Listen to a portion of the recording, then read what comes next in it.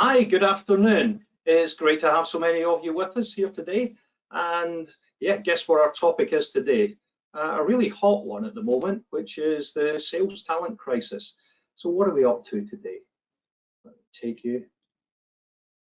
We're going to look at the challenges of recruiting, bringing people on board, and then retaining your best salespeople, because clearly, if we don't have our best salespeople in the organization and they're moving and changing all the time, we're losing our revenue generation, damaging the pipeline, but a huge impact on the organization. So what's the plan for today then? You've already seen two of our special guests on the screen here today, but let me formally welcome and introduce you to Emily and Sarah. Both have been with us many times before, and it's great to have you back. But for those who don't know you, Emily, perhaps you could do a quick introduction to you.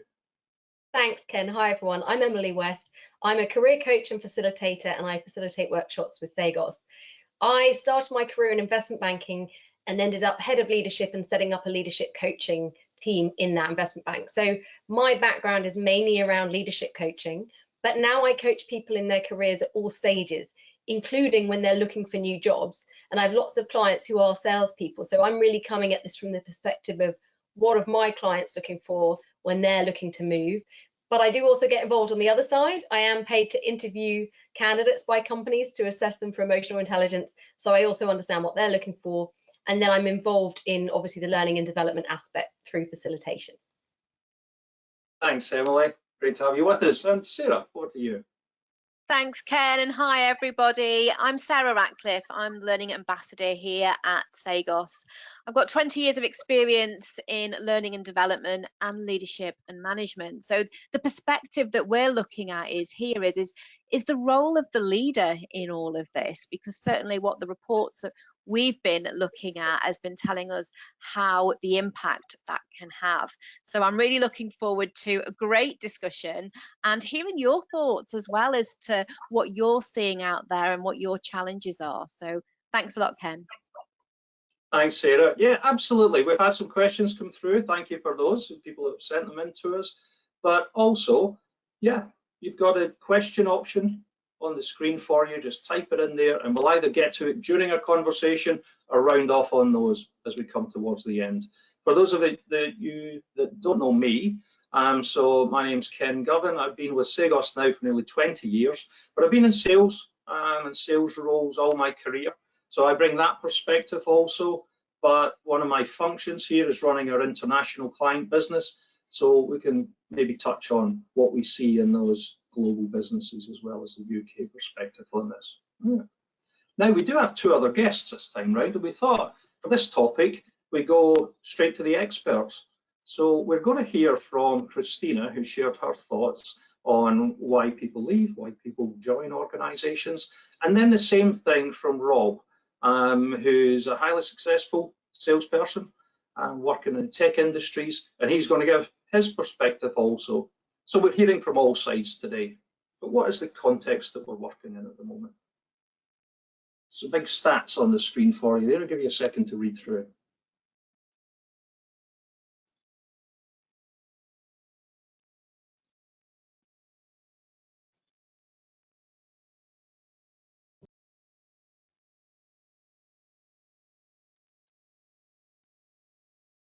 So we're looking here at the number of people actually making a job move, engagement levels, which is going to drive people towards staying or going.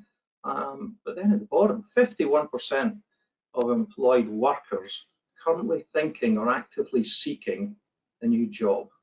And what we've seen is in the sales profession, these numbers are even higher. The turnover rate for sales professionals is over 30%, averaging across industries. But in some industries, tech industries, 41% last year. So a huge churn with big implications for that. I'm just interested, Sarah, Emily, what are you seeing out there in organizations at the moment? I mean, we definitely see this churn in salespeople, and I'm getting more and more clients in sales who are interviewing for and looking for new roles. And the reasons they're looking for them have changed. And I know we'll get more into this later, but there used to be, they were just looking to work for a bigger company, a better name, get paid more. And now it's very different. They want work-life balance. They want a challenge and an opportunity to learn. They're interested in the culture. They're interested in the ethos behind the product. They don't want to just sell anything. And they just want to make sure they do have development and advancement opportunities, but they might not be the traditional one of ending up managing a team. It might be learning about a new technology, expanding their experience. Interesting. Yeah, and we'll definitely touch on those as we go through. Let's Sarah, what about you? Well, I agree with Emily here. I think that the employee as a consumer now is a lot more sophisticated, and in the market, that, like Emily says, they're looking for different things. And I think the challenge for leaders in the business and for organizations is how they tick all those boxes and how they get people enabling that culture to happen within organizations. And that's quite a big thing to achieve. So I'm really looking forward to having this conversation with you all. Yeah, great. One of the things I see when I'm training salespeople is a noticeable shift that now teams really comprise of a real mix of new people and highly experienced people. That can be a challenge in itself. So what is the dynamic? What are the learning needs, those two different populations? It can bring lots of great things, bringing those two together, but it's got its challenges too. Okay, so let's hear from one of those professionals we mentioned earlier. This is Christina, and unfortunately you've got me in this video also, but we'll hear what Christina's got to say.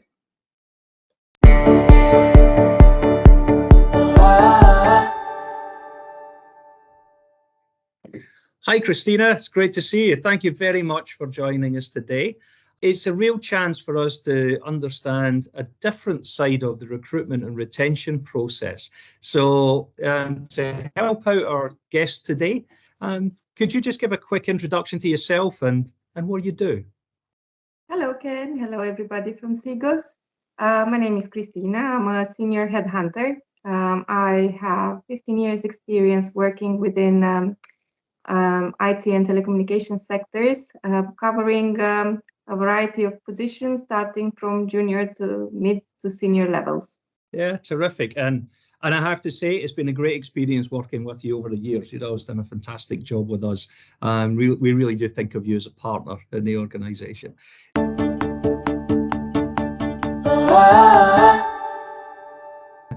So, Christina, we're seeing a huge surge in turnover of employees at the moment, generally.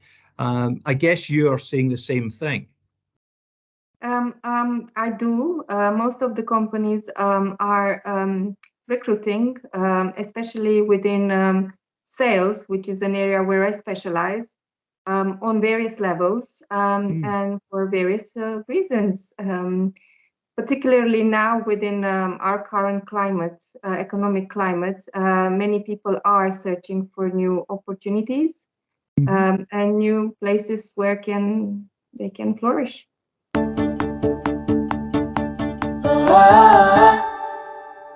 Yeah, cool. So our focus is on salespeople today. So let's start with looking at the reasons why they leave their current employers.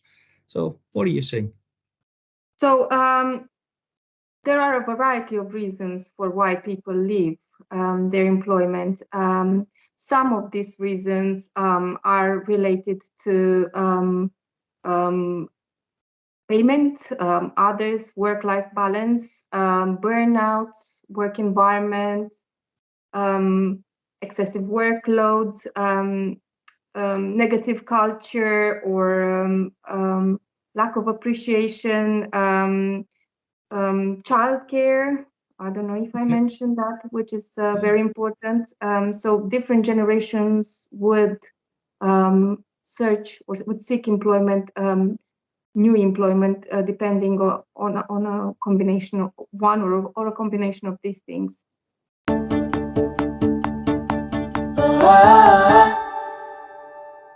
And I guess that takes us to what are they looking for then for the new employer? So is it just the reverse of those, or what are you seeing as the hot topics when people are looking for the new place to be?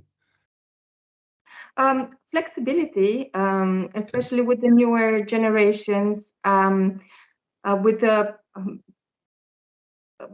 stability would be another very important aspect of work life of an employee. Then again, work-life balance, competitive pay, and most importantly, for all of the levels I work with, it's a career advancement and opportunities for learning and growth. So I think we got some general themes from Christina coming through there. Sarah, let me come to you first. What resonated with you from what you're hearing? Well, it goes back to the needs of the individual. People are wanting different things. It's not coming down to necessarily about pay and benefits. It's wider than that. It's about the culture of the business. It's about it fitting in with their lifestyle. And certainly since the pandemic, people's expectation on what can be achieved when their work-life balance has changed, and so we have to move with that as employers to ensure that we're meeting the needs of those people, or we lose those good people, and that's costly, really costly. Christina's obviously really busy with what she's doing at the moment, and that's costing somebody money.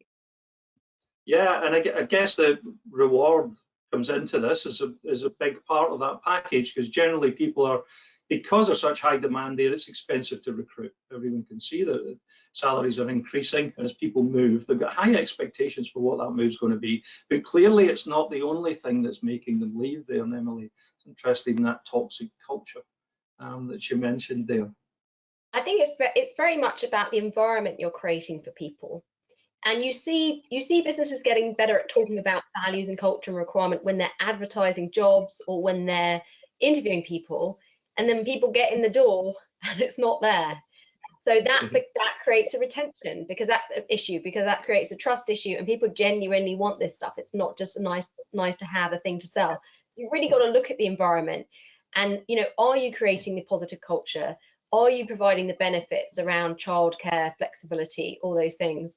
And absolutely, are we giving those learning and development opportunities? And what I often see is that the recruiters will do a great job, find someone who's a high performer, they'll drop in, and the management will be relieved and say, oh, great, we can just set them off and they'll just go and sell, and they leave them alone. And then what they tend to do is focus their time and energy on the underperformers. And actually, we want to retain our best talent. So you've got to have the right environment, and then you really actually got to stay close to your top performers, regularly check in with them, talk about what they want, their development, their needs, and make sure on a regular basis that the role is actually kind of fitting to their requirements, because you want those top salespeople to stay with you. So an important part of communication with the people that are there, because I guess if we're seeing a turnover of 30%, that's 70% in the organisation that perhaps are not getting so much leadership quality time. As leaders are recruiting and onboarding people, and we know that's a crazy busy time for what they're doing there. So yeah, I was just going to add to that, Ken, as well. I think there's a gap, isn't there, in the sort of the leadership opportunity for learning. Sometimes people are promoted upwards because they were great at the job that they were doing, but then not given the skills in order to then become a great people manager, a great leader of people, and that can then create a real disconnect with how you keep those top performers performing. And that's kind of what Emily was referring to there, that then we lose them, and I think there's a big gap there. Certainly with what Christina was saying. Yeah, what are you seeing out there in your clients that's really working for people where they do have engaged employees? I mean, what I'm seeing is more and more companies are engaging coaches to help their leaders, as well as obviously, involving them in leadership programs. They're getting them one-to-one support. They've recognized they've put people in positions who don't have management experience, but also I'm getting a lot of clients who the company's paying for them as a salesperson to be coached. So I think we are seeing a shift in this recognition that salespeople do need ongoing support, and that should be bespoke and specific to them, rather than just putting everyone through a cookie cutter sales training program. This is how we do sales here, off you go. Yeah, so a real distinct feeling of I'm looking after them personally, I'm getting something tailored for me. that's my onboarding process, and then supported through. Yeah? But is that coaching for salespeople then? Is that in the broadest sense of coaching, or is it functional skills, technical skills? No, I mean, this is the kind of work I do with salespeople. A lot of it is around mindset and also around staying focused on and doing the right things, because we're in a world of a high number of distractions. And it used to be actually salespeople were allowed to just go off and sell, but more and more salespeople now have to do several things in their roles, including managing other people. So it's helping them balance and keep that focus on selling and really building their sales skills, whilst at the same time helping them with their other responsibilities. And one of the things I certainly notice is the requirement for people to improve their internal sales and influencing skills. While the salespeople are tremendously focused on the customers, now with complex business-to-business sales, you've got a full team that's got to be engaged with the customer. So that key account manager, that role that links the organizations together and facilitates other people meeting and engaging is super important now, and quite challenging as resources inside the organization become more and more stretched. So being able to manage those internal relationships as well as the customer side being a big focus I'm seeing at the moment. Okay, shall we hear from a salesperson? Yes, see what they think. Definitely. Okay. Let's go to Rob. Here's Rob.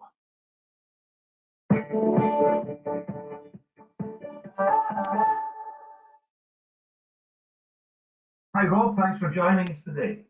Thanks, Ken. Nice to meet you. It would be great to kick off and just do a little bit of introduction to you, your background, your career. Absolutely. Yeah, absolutely. So I'm currently working at a startup called Clary. I'm an account manager here, so I look after our largest customers in EMEA. Started my career way back in 2012, 2013 as a lead generator, booking appointments. It was a different world back then, certainly to what that job is today. I don't think I could do that job today. It's a lot more in depth. But yeah, just worked my way through really. Became a salesman at that specific company. Got promoted there, and then have joined various companies, leading me up to Clary. And the reasons I left those companies and looked for new roles and stuff is quite important to our discussion today.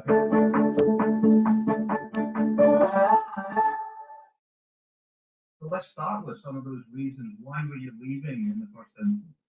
Yeah, I think I'm certainly someone who always wanted to progress, never wanted to tread water.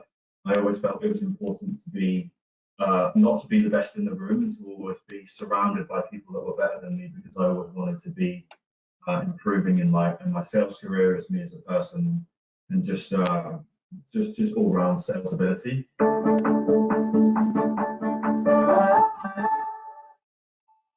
Okay, so a real personal drive underneath there about your desire to grow and to move forward. Okay, so you've got an important criteria for opportunities in a new organisation. But what else? What's your considerations for joining a new place? Yeah, it's a good question. I think I always look for market fit for that piece of software or that company. The culture within the team is always very important to me. I want to be surrounded by people that are doing well and have had a good career themselves and are doing very well in that role. Leadership is a big part of why, big reason as to why I joined a company. Obviously, salary and things like that are always great. It's great to move forward on higher salaries and stuff. But I would say culture, leadership, and the team are always the most important thing for me. If I don't feel like I will fit into that team or will do well in that environment, then it's a no-go.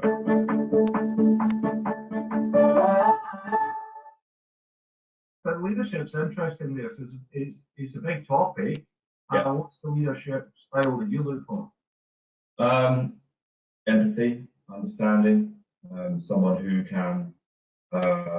not micromanaging me, someone who wants the best for me and will progress my career. I feel like in times where I've worked for managers that, and this certainly talks to the previous topic of why did I leave, managers that can no longer offer me any more guidance or any more career progression or coaching or mentoring. That's not necessarily a bad thing on their part. It's just me continuously looking to improve and wanting more. I feel like I maybe sometimes reach the ceiling of that manager and want to progress and find someone else who can take me to the next level.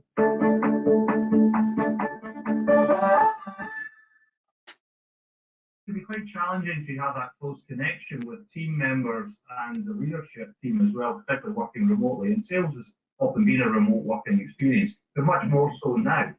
So how do you deal with that? Yeah, it's a good question. So in my previous role, I was in the office a lot. I didn't have to be. In my current role, we're a startup, so we don't have an office yet in the UK, and it's actually coincided quite well with me personally because we've had a baby recently, so I've been home to be around the baby. But I have stressed to the team that we need to get together more. It's definitely it's lovely being at home. I do look for changes in environment, different places to work from. I'm fortunate enough to work from a gym locally, and I do go there quite a lot because it's being at home sometimes can be quite cabin fever, and I feel like I need to be at least surrounded by people I don't know, that I do know in my team.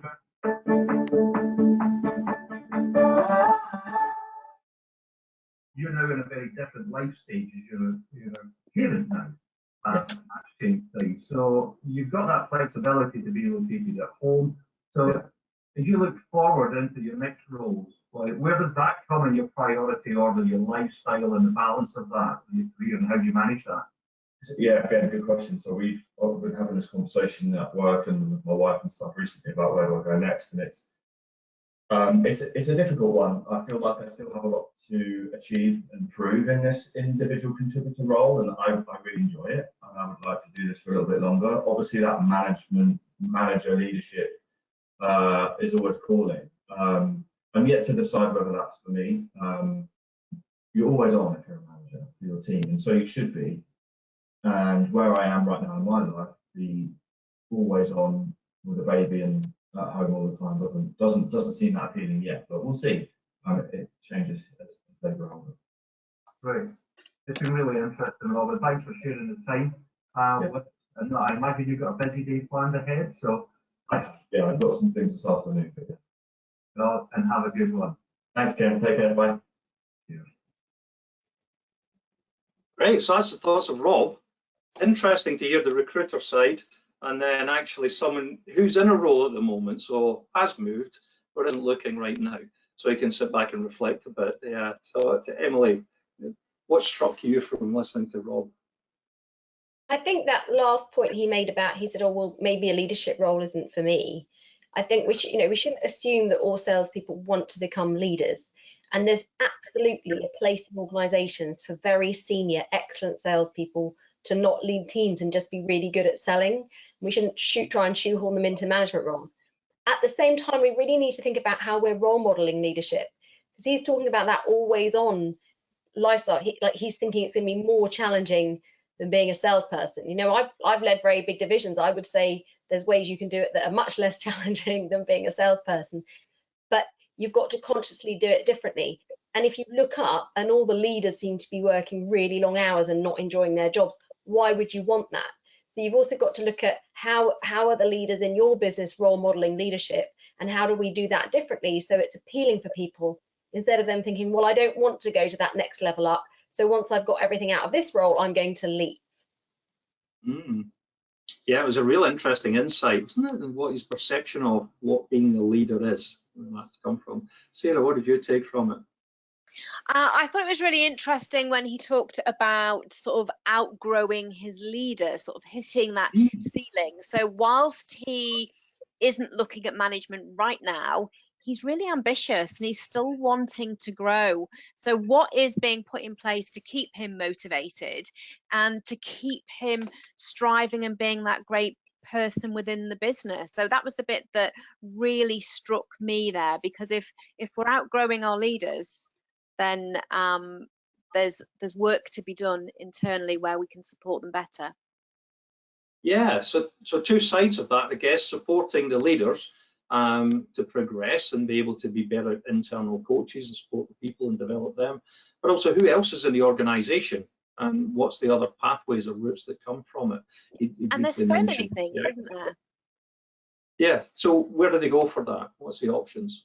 Well, there's so many things, and this is where you're having an empathetic manager and where you've got somebody that is genuinely interested in the progression of that person. Because it could be that, you know, having a purpose for them within the organization might be mentoring a more junior member of staff. There's so many different areas in which you can go for, but it's about understanding what that individual needs out of their role to keep them working at that high level. So I suppose for me, a lot of it is coming back to leadership, and that's been quite strong in both the interviews that you've seen, but also the impact of wanting to develop, but not necessarily always into a leadership role. But again, that we can talk as well about what Emily said about that, how leadership is being portrayed and that role modeling. Again, it comes back to the leadership, doesn't it? And we saw a real definition. You mentioned the word purpose, and so did Rob, about what was really driving him to make decisions about where he went to. And he saw he was always constantly improving, growing himself and moving forwards. So that was his real definition of his purpose, about seeking that next place, his life purpose, but not from the organization and how he matched into it. Are you seeing differences generationally, and how people are closely identified with that purpose message? It's the big talking point. We're meant to see it all the time. It's this huge shift. I think we do see younger people being a bit more attuned around culture, but I'm seeing that with my older clients as well. I just think that everyone's an individual, and I know we really teach this when we're teaching in SL2 and we're running our flexible leadership courses. You have to look at everyone as an individual, and if you'll indulge me, I thought to give the leaders on this course something to take away, I talk a bit about Gary Chapman's 5 love languages. Now, if you want to become an expert on flexible leadership, adaptable leadership, you just need to speak to Ken and Sarah and get one of our fantastic programs. But let me give you like a very nice little model. Gary Chapman wrote the 5 love languages, and it's a book that's often talked about in terms of romantic relationships. But I actually talk about it a lot with my clients in terms of understanding that different people want different things from a relationship, and that can be a relationship with a business. So let me go through the 5 love languages. The first one is words of affirmation. Some people really need to be told regularly they're doing a good job. You might think you've hired a top salesperson and they know they're a top salesperson. You don't need to tell them. But some people actually really need that, and it goes a long way. And I know I was one of those people that if my boss said I was doing a great job, it really encouraged me. So some people need that, but some people hate that. You know, you've got to figure it out for your employees. Next, gifts, right? So love languages, they talk about gifts. This isn't about buying someone a Prada handbag. This is about the reward. And that can be financial, that can be periodic bonus and incentives. For some people, it is reward trips and pamper experiences. But what are you giving people if they perform, and if they perform exceptionally, what's the difference there? So people can feel the difference if they do a really good job. Next up, quality time. Are you as a leader spending quality time with your top performers and the people you really want to retain? And maybe they don't want that much quality time with you. Is it time together in a team? You know, we heard Rob talking about wanting to get his team together. Some people really need that quality time with others. And so if they're just working on their own the whole time, they start to feel detached. We saw at the very beginning some worrying stats about engagement. So this can really help drive that engagement. And if you are leading someone, quality time involves that empathy, that real listening again that Rob was talking about. Next, we have acts of service. So acts of service in the love languages is go and make someone a cup of tea, you know, mow the lawn without being asked to, that kind of thing. And absolutely, we can do these things as a leader. It's just thinking of someone and thinking of something that would make their life easier. And sometimes it can be, if you're in an office, making them a cup of tea, taking care of some annoying task that is distracting from their work. But it's also looking more broadly at that support they might need around family life, around a bit of flexibility. You know, I had someone in my team who was just an absolute workhorse, and he said, no, I don't need any flexibility or anything. And I said, well, what brings you joy? And he started talking about his son and how his son had joined a football team. And I discovered that they practiced on a Wednesday afternoon. And I said, well, every Wednesday afternoon, why don't you just go and watch your son play football, and you can log on afterwards if there's any work to do. And he never even thought to ask me for that. And he was so touched, and then he went and spent that time with his son, and he loved that. So acts of service requires a bit of thinking, and that can make a huge difference. Now, the last one might sound inappropriate, physical touch. Okay, we're not encouraging you to go around hugging all your teeth. So I'm gonna swap that last one out and change it to opportunities to learn. I think that's got to be the fifth love language when it comes to leadership, is how are you working out what opportunities that person wants to learn, because it's different for everyone. Do they want to become a leader? Do they want to become a better salesperson? And working with them to map that out for them, so that they genuinely feel there's a real development path for them. It's something that they're connected to and that you genuinely support it. Wow, terrific. 5 lessons and the languages, 5 love languages. Emily, Yeah, could you just tell us 5 again? love languages. Definitely worth a read. Brilliant, definitely. That's going to the top of my list. Maybe it will help at home as well. But... It definitely will, Ken. I definitely like acts of service. Make me a tea and then you can absolutely win me over. But like Emily, it's like you say, it's about knowing your people, isn't it? And it's that internal sales piece as well. Yeah, and I wonder if there's anyone out there thinking, okay, I spend quite a lot of time getting to know the new people that are coming into the team. But actually the people that have been there for a while, what's new with them? What's changed? What's happening in their life? What's changed? Because I guess life scenarios is big on Rob's list there. He's become a parent. Things have changed a lot for him in what he wants out of his role.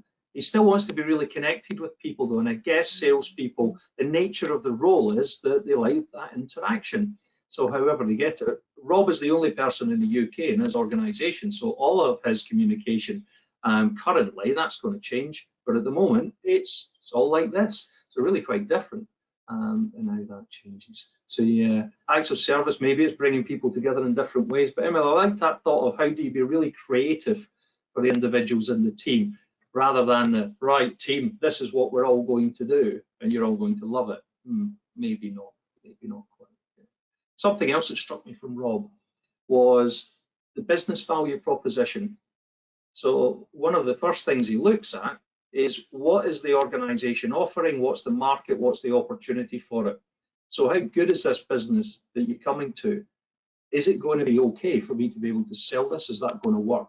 And how clear they are. So interesting that at that recruitment stage, that the people that are involved in recruitment need the skills to be able to explain the value proposition of the organisation really clearly. And I'm wondering how often the first 2 or 3 people they may engage with in the organisation, that's not top of their list and they're not so close to it. So maybe there's a different way to do that and help with bringing people on board and encouraging the best to come to you. And I know it's really tough. Sorry, Ken, to jump in, but I know it's really tough right now because there is a shortage in a way of salespeople, a lot of people moving around. But I think that's where employers have to be a bit picky and hold their nerve and hold out for someone who genuinely does connect with your product and your culture, not someone who just is looking for their next step, but once they've got everything they want out of that role, they're going to move on. Unless, you know, some businesses operate on a high turnover model, and that's fine. But if you really want people to be sticky, you've got to hold out for that match where they genuinely are into what you're doing. And if they're a, you know, a good salesperson like Rob, they'll want that as well. So it's, you know, it is, I say recruiting is very much like dating, right? And you're gonna kiss a lot of frogs. It won't always be a match, and you've got to kind of hold your nerve there, if you know, when and if possible, to get people who genuinely believe in what you're selling. Yeah, and I would agree there with Emily. It is about that match. So as much as the salesperson is wanting that ethos and that culture and everything that's there to offer, it's also about the company wanting the same as well, and not just taking that first frog, as Emily says. Hold out, be brave, hold that nerve. Yeah, and there's a bit of balance that said, yes, we want people that are going to fit really well here, but maybe you also need a few disruptors, or you need some different styles of people, because of course there's that risk of the leader recruiting their style. So that's the person I'm coming from. So then we move into the world of what really are the competencies that are needed to be successful in this role. So are you really clear on that for the role that you're recruiting into, and what that role is going to be in 2, 3, 5 years time, because they're changing incredibly quickly at the moment. Yeah, which huge amount brings of us, change happening. yeah, the development pathway. So clearly from Christina and from Rob, that growth as a salesperson and opportunities for that, or through career development and what's happening there is important for leaders. We've talked about it too. But for the salespeople, we've got an interesting question that's come in. It's really hard to get salespeople to take training seriously. Do the panel have any suggestions? What do you think? Yeah, I'm more than happy to jump in here. So this comes back to engagement, okay? If we're putting all people through a course that's flat and we're sheep dipping, it's not going to work, okay? They have to feel that they have to see the bigger picture, for one. They need to understand what's in it for them. And this could come back to the organizational culture around learning, but with some great conversations, asking the right questions of people as to what they want, need, how they want to progress, so they can see that career mapping forwards for them, they're going to be much more likely to be engaged. And this is where L&D departments need to start thinking more like marketeers, really. How are we going to market training and learning and development and career progression within our organization? And also then it's about the leaders and everyone in the organization role modeling that, so there starts to become an excitement around development so that they can see how it maps out for them. That would be my 2 penneth worth there. Can I add to that? I think there's 3 elements that are really important. I think one is inspiration. You know, Rob talked there about kind of almost like he's exceeded his boss. Bringing in outside people who have really inspiring stories of things they've achieved as salespeople can really get people fired up. So I think that inspiration and motivation piece is really important. I think the next one is we've got to be very flexible. So we, you know, at Sagos, we're doing things like bite-sized learning, things that are really easy to fit around a busy salesperson's life, that can be done from home, in the office, wherever you are. So I think we've got to make it really flexible and accessible, rather than we're going to do a whole day in a training room, which we know most people just won't tolerate these days. And then the final thing is I think it needs to be personalised, because otherwise, you know, Sarah mentioned sheep dipping. Otherwise, people think, oh, you know, they're just trying to put us all through the same thing. And I know how to sell. If you personalise it to the things that they genuinely want help with, whether that's a personalised learning pathway, some personalised training where they choose their own modules, or even bringing in a coach and letting them have some one-on-one extra support, I think that is A, much more valuable, and B, much more appealing for the people involved. Yeah, I agree. I think it's a great point, and that personalisation is not just about the individual salesperson, it's also about their customer base.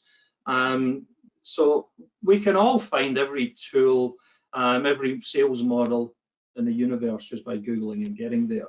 But what really makes a difference in the engagement I see with salespeople is when you're working with them to apply it into their specific situation. Because no matter what, they're challenging places to be when you're engaging with large, small, mid-sized organizations. They've all got their own specific priorities, and how you apply those tools into there really helps people engage with it. And I think for sales training, if you don't take that first step together when you're in that room, it's very difficult to move it on past there and to make it stick. And the other thing you need is the alignment of the leadership. So the tools that you're using become part of what the language is in that organization. So from day to day, they're saying that this is now what we do. So they're getting support and coaching from the leadership as well as they come through. So personalization, yeah, really key. But there's some great new engaging things out there. We've got My Story, which is our kind of Netflix approach. So video-based, really short bursts where you follow a sales guy. How's his interaction with the clients internally? How does he get things done? And what does he come up against? So blending those in and building those in as any time I can just get there, watch an episode of My Story and then move on from there. Adding those personalized elements makes a big difference. Okay, I'm realizing we're running away in time. It looks like my sharing is paused here. Just see. I can still see your slide, Kim. Sure. Okay.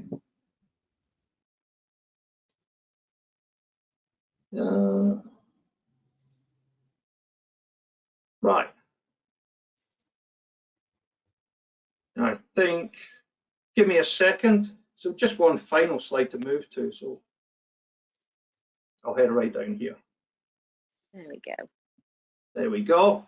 Okay, so bringing things together, considerations for retention, retaining salespeople, so learning and development, rapid onboarding and speed to capability. I think this is critical now.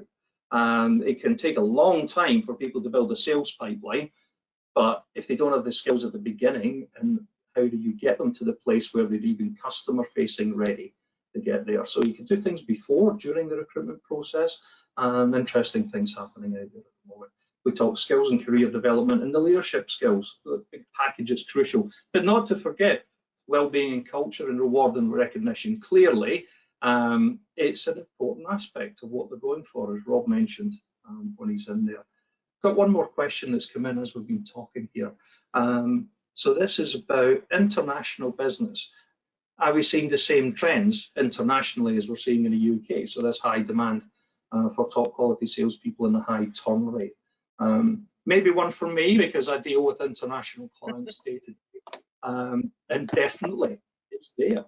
We see it through the challenges they have in their organisation, and me speaking to their sales leaders, they've got the same challenges, partly driven by their markets are shifting and moving, and they need a different skill set. That's one thing that's driving the change, and people becoming less comfortable in their role. So perhaps not such a big deal that the people who are leaving maybe not are the right people to take you forwards, but replacing them is really tough. And the other thing I see is just that big shift into new plus experienced working together, and how to make the best out of that one. Comes from there. And then the last question we have is about, here we've got to predict the future. So this is a trend. So if there's a trend right now for churn and salespeople, do we expect that to continue, or will that slow down? What do you think? I mean, I think the point on people staying somewhere for a shorter period of time, that trend's definitely going to, that just seems to be a cultural change overall in all jobs. And I think we need to change how we lead people and manage their development to also accept that. So we're not going to begrudge when someone moves on, but we're also not going to overinvest in candidates and then feel shortchanged when they leave in 2 years instead of 5 or 6 like they used to. So I think that's just a general shift in how people have their careers. It's going to be interesting to see what the impact of use of AI is on selling, and which roles are shifted to some kind of automated sales role. So I wonder whether that will maybe increase turnover at first, but then for salespeople to be really effective, they're going to have to increase their skills. They're going to have to operate at a higher value add level. And that uncertainty that AI brings in may make people then a bit stickier. So that's my forecast. Initial trend continues. AI is going to shake things up, and then we might see people getting a bit more higher skilled and a bit more embedded. Yeah, great. Thanks, Emily. Sarah, any thoughts? I would agree with what Emily says around, I think that the roles might change with AI a little bit, and that could throw it up. I think that the nature of a salesperson is that they are quite ambitious. Okay, so they're out there, they're hunters, and they're out there chasing and wanting to meet lots of new people. So I think we will still see a continuation of the trend, but I think that AI could change things somewhat. We might see a different need for different skills. And it will be a noticeable skills gap for most people in those roles. So there's an opportunity to drive loyalty here by offering them the growth mindset that says, I can develop the new skills, and putting the packages in place. There's perhaps a skills building pathway that doesn't all happen at once. So Emily, as you mentioned, maybe they've got to earn some of these. So I get to this level, then it can unlock some new skills development for me. Then I can move on to somewhere else. So you show an investment over time in the individual as well. Can I just add on to that? I think one of the things we need to think about when we're equipping younger salespeople who are newer to the role is teaching them resilience. As Sarah said, salespeople are very ambitious. I'm seeing that more in the kind of older, more experienced salespeople who kind of came in the old days, let's put it that way, where to be a salesperson you had to be tough, and you would be made to cold call like 300 people in a day. Yeah. A lot of young people struggle with rejection. And a big part of being a salesperson being rejected over and over again. I think equipping and teaching in a very supportive way our new salespeople how to be resilient, how to be okay asking for things, how to close a deal, how to be okay with knockbacks. There are some young people who are absolutely brilliant at this, but I'm just seeing that shift. So I think we need to consciously develop that resilience, and that Yeah. it's okay to get a no, that's par for the course, but how to bounce back from it. Yeah. Okay. Thank you. I'm really conscious of time. There's lots and lots we could talk about, and we could stay here for quite a while longer. But we've got to close out now. So thank you very much to everyone who stayed with us here. It's been great having you in and your questions coming through. Thank you, Emily. Thank you, Sarah, for joining us. What will happen next is we'll make the recording available for you, but also summarise some of the key thoughts that we've had today and the key messages, and we'll share that with everyone who's been in the webinar today. Next time round, we'll be back after the summer break. We've got some topics lined up, but for our audience there, if there's anything particularly hot topics that you'd like to hear us discuss, send them through to us. We'd love to hear from you. Okay, so thank you very much, and look forward to seeing you next time round. So. Thanks, Ken. Thanks, Ken.